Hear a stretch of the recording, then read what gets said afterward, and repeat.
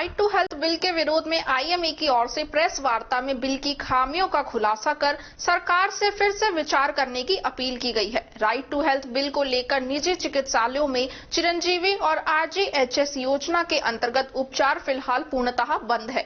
चिकित्सक पिछले 3 दिनों से कार्य बहिष्कार कर अपना विरोध दर्ज करा रहे हैं। आईएमए जिला अध्यक्ष डॉक्टर विजयपाल यादव ने राइट टू हेल्थ बिल की खामियों का जिक्र करते हुए कहा कि हम भी सरकार की जनता में ही हैं, हमारे अधिकार का हनन नहीं होना चाहिए। उन्होंने बिल में इमरजेंसी सेवा देने के कार्यों को असंभव बनाया, साथ ही सरकारी सीएचसी और पीएचसी के हालातों पर टिप्पणी की और कहा जब सरकार लाखों खर्च कर इमरजेंसी सुविधा नहीं दे पा रही, हमसे उम्मीद करती है एक सिंगल स्पेशलिस्ट चिकित्सक मल्टी स्पेशलिस्ट का काम करे। यह संभव नहीं है। देश में आतंकवादी को सुनवाई का मौका तो चिकित्सक को क्यों नहीं। डॉक्टर विजयपाल ने बिल के अंतर्गत गठित होने वाली कमेटी पर सवालिया निशान खड़ा करते हुए आतंकवादी कसाब मामले का जिक्र किया।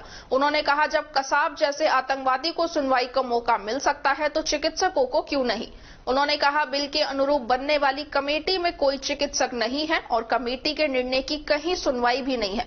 ऐसे में कोई चिकित्सक क्यों अपना जीवन दांव पर लगाएगा। सरकार पर फ्री इलाज कराने का आरोप लगाते हुए कहा कि राइट टू फूड अंतर्गत सरकार इंदिरा रसोई चलाकर निःशुल्क खाना खिला सकती है, लेकिन होटलों को फ्री के लिए नहीं कह सकती। इस बिल के अनुसार सरकार को सीएचसी, पीएचसी सहित सरकारी मेडिकल संस्थाओं में इसे लागू करना चाहिए। निजी चिकित्सालयों के लिए सरकार कोई सुविधा नहीं देती, पैसे से जमीन खरीदते हैं, स्टाफ, बिजली का बिल, अन्य खर्चे होते हैं, फ्री में कैसे सुविधा दे सकते हैं। बिल से उम्र दराज चिकित्सक प्रभावित होंगे, जबकि 60 से ऊपर की उम्र में चिकित्सक की क्षमता इमरजेंसी केसों को डील करने की नहीं रहती है, वह सिर्फ ओपीडी ही देख सकते हैं। प्रेस वार्ता में उपस्थित आईएमए पदाधिकारियों ने बिल का पुरजोर विरोध करते हुए कहा कि सरकार हमारे अधिकारों का हनन कर रही है।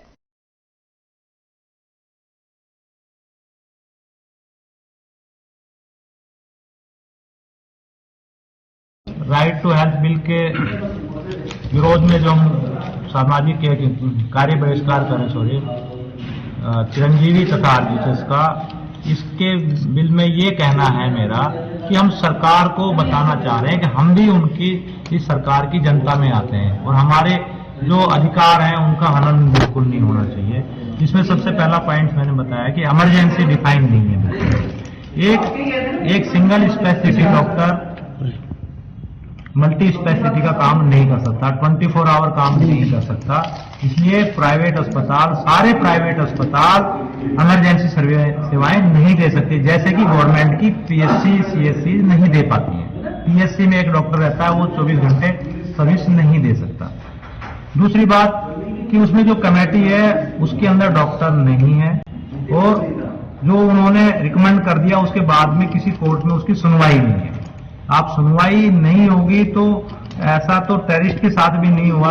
एग्जाम्पल है कसाब का कि उन्होंने जो किया सबके सामने, देश के सामने उन्होंने गोलियां चलाई, उसके बावजूद भी उनको कोर्ट में ट्रायल दी गई। उसके बाद जो कोर्ट ने सजा सुनाई वो अलग बात है, लेकिन ऐसा हम कौन सा क्राइम कर देंगे इस भारत सरकार, राजस्थान सरकार का, कि जो डॉक्टर का वहां पे सुनवाई भी नहीं होगी।